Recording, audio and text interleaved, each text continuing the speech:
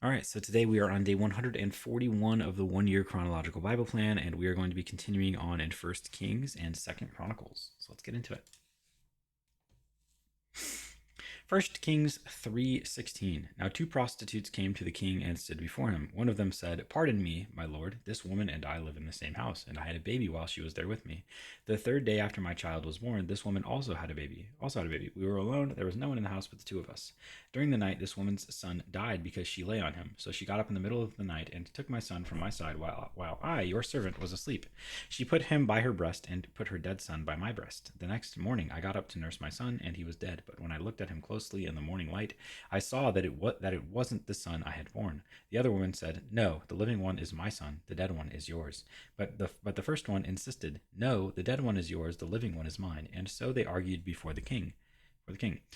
The king said, 'This one says my son is alive and your son is dead, while that one says, no, your son is dead and mine is alive.' Then the king said, 'Bring me a sword.' So they brought a sword for the king. He then gave an order, 'Cut the living child in two and give half to one and half to the other.' The woman whose son was alive was deeply moved out of love for her son, and said to the king, 'Please, my lord, give her the living baby. Don't kill him.' But the other said, 'Neither I nor you shall have him. Cut him in two. Cut him in two.' Then the king gave his ruling, 'Give the living baby to the first woman. Do not kill him. She is his mother.' When all Israel heard the verdict the king had given, they held the king in awe, because they saw that he had wisdom from God to administer justice.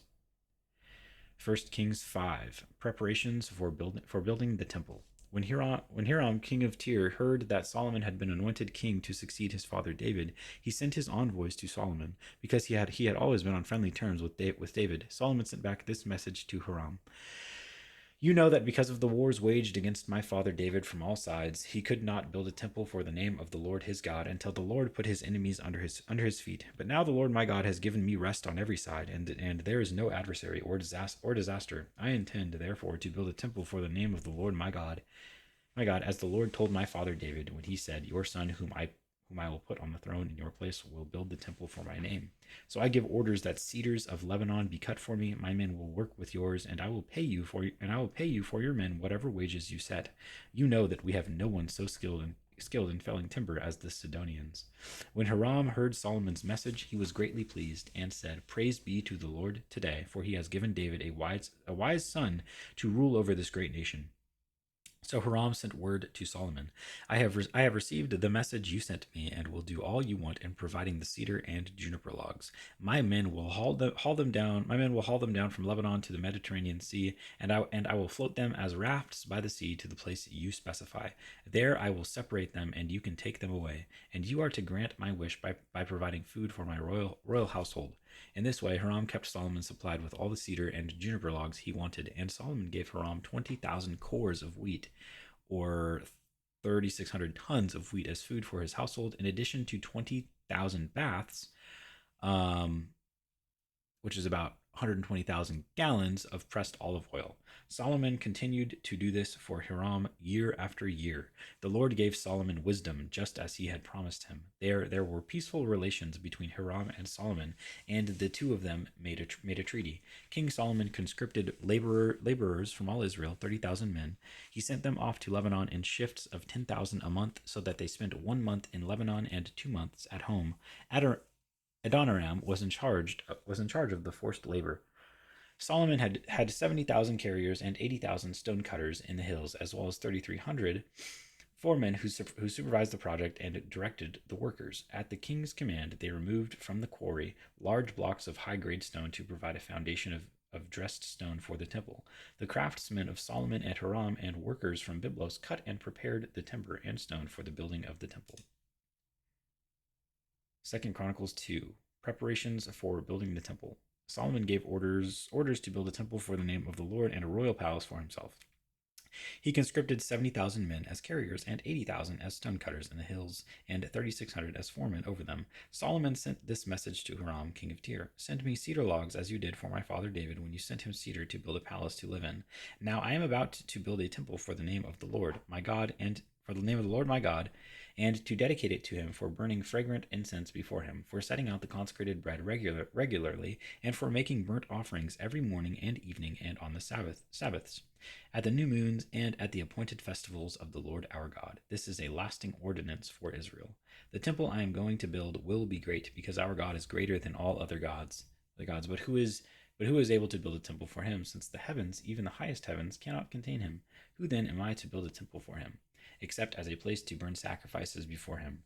Send me, therefore, a man skilled to work in gold and silver, bronze and iron, and in purple, crimson, and blue yarn, and experienced in the art of engraving, to work in Judah and Jerusalem with my skilled workers, whom my father David provided. Send me also cedar, juniper, and algum logs from Lebanon, for I know that your servants are skilled in cutting timber there. My servants will work with yours to provide me with plenty of lumber, because the temple I build must be large and magnificent. I will give your servants, the woodsmen who cut the timber, 20,000 cores of ground wheat, which is about 3,600 tons, 20,000 cores of barley, which is about 3,000 tons, 20,000 baths, which is about 120,000 gallons of wine, and 20,000 baths of olive oil. Hiram, king of Tyre, replied by letter to Solomon, because the Lord loves his people and has made you their king. And Hiram added, Praise be to the Lord, the God of Israel, who made heaven and earth.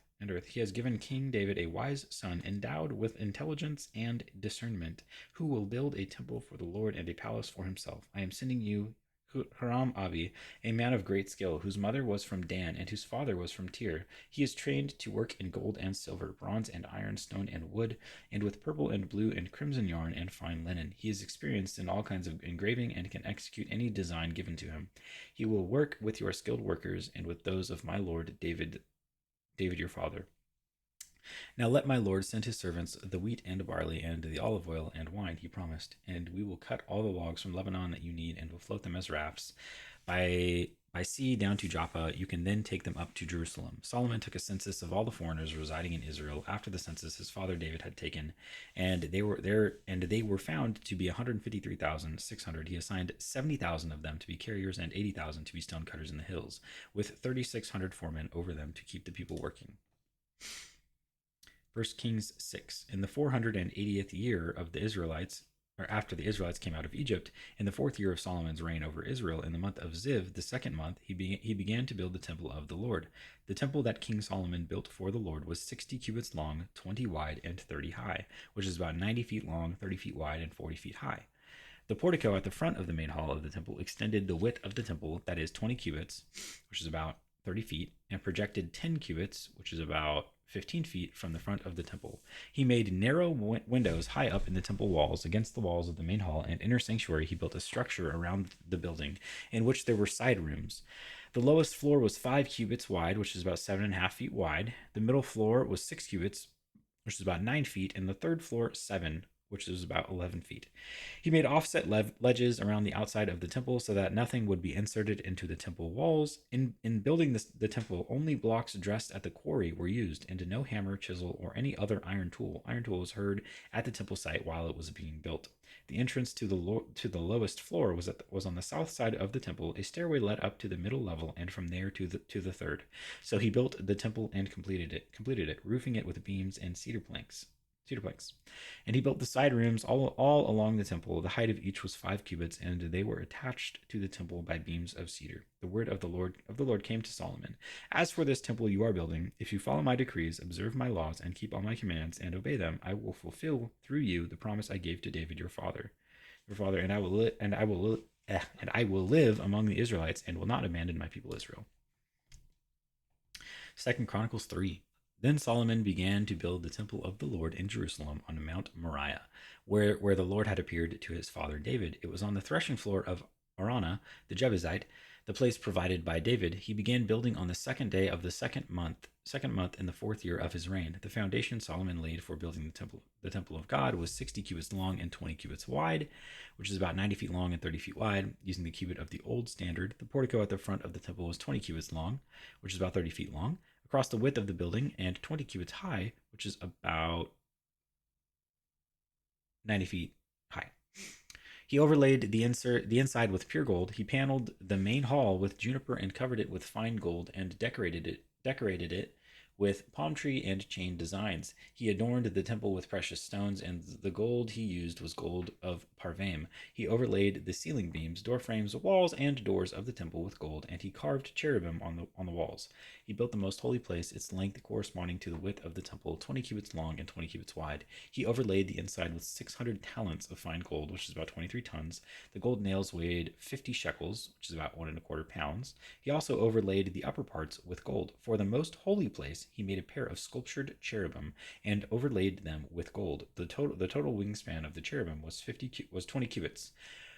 One wing of the first cherub was 5 cubits long, which is about 7.5 feet long, and touched the temple wall, while its other wing, also 5 cubits long, touched the wing of the other cherub. Similarly, one wing of the second cherub was 5 cubits long and touched the other temple wall, and its other wing, also 5 cubits long, touched the wing of the first cherub. The wings of these cherubim extended 20 cubits. They stood on their feet, facing the main hall. He made the curtain of blue, purple, and crimson yarn, and fine linen with cherubim worked into it. 1 Kings 6:14. So Solomon built the temple and completed it. He lined its interior walls with cedar boards, paneling them from the floor to the temple to the ceiling, from the floor of the temple to the ceiling, and covered the floor of the temple with planks of juniper. He partitioned off 20 cubits at the rear of the temple with cedar boards from floor to ceiling to form within the temple an inner sanctuary, the most holy place. The main hall in front of this room was 40 cubits long, which is about 60 feet long. The inside of the temple was cedar carved with gourds and open flowers. Everything was cedar, no stone was to be seen. He prepared the inner sanctuary within the temple to set the ark of the covenant of the Lord there. The inner sanctuary was 20 cubits long, 20 wide, and 20 high. He overlaid the inside with pure gold, and he also overlaid the altar of cedar. Solomon covered the inside of the temple with pure gold, and he extended gold chains across the front of the inner sanctuary, which was overlaid with gold. So he overlaid the whole interior with gold. He also overlaid the altar that belonged to the inner sanctuary. For the inner sanctuary, he made a pair of cherubim out of olive wood, each 10 cubits high. One wing of the first cherub was 5 cubits long, and the other wing 5 cubits, 10 cubits from wingtip to wingtip.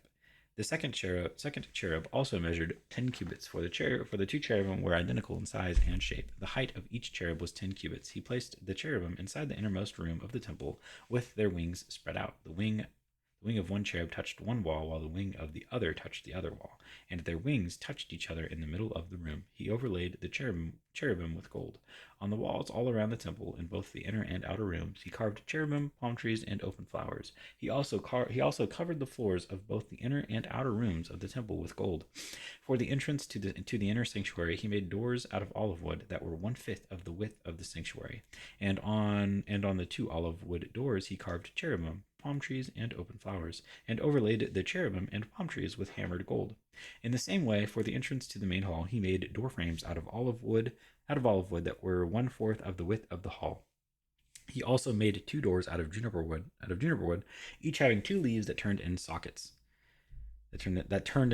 He carved cherubim, palm trees, and open flowers on them, and overlaid them with gold hammered evenly over the carvings. And he built the inner courtyard of 3 courses of dressed stone and 1 course of trimmed cedar beams. The foundation of the temple of the Lord was laid in the 4th year in the month of Ziv.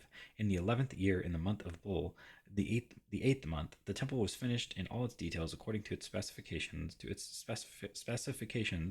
He had spent 7 years building it. And that is day 141.